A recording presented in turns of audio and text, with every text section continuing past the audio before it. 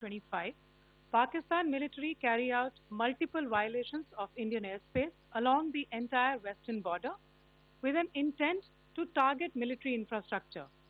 Pakistan military also resorted to firing of heavy caliber weapons along the line of control.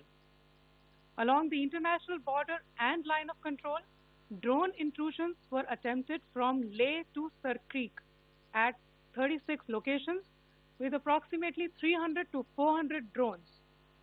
Indian Armed Forces brought down a number of these drones using kinetic and non-kinetic means. The possible purpose of these large-scale aerial intrusions were to test the AD systems and gather intelligence. Forensic examination of the drone debris is being undertaken. Preliminary reports suggest them to be of Aziz Guard Songa drone of Turkey.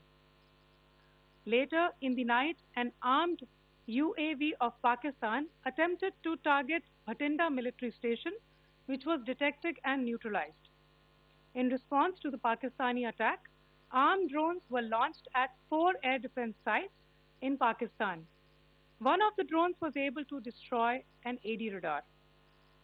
Pakistan also carried out artillery shelling across the line of control using heavy caliber artillery guns and armed drones at Kandahar, Uri, Poonch, Mendhar, Rajouri, Akhnoor and Udhampur in Jammu and Kashmir area, which resulted in some losses and injuries to Indian Army personnel. Pakistan Army also suffered major losses in Indian retaliatory fire. Additionally, Pakistan's irresponsible behavior again came to fore. Pakistan did not close its civil airspace despite it launching a failed unprovoked drone and missile attack on 7th May at 8:30 hours in the evening.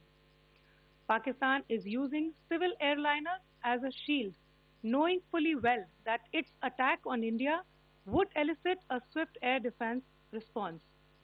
This is not safe for the unsuspecting civil airliners, including the international flights which were flying near IB between India and Pakistan. The screenshot we just showed and we shall share with you, it shows the data of the application Flight Radar 24 during a high air defense alert situation in the Punjab sector.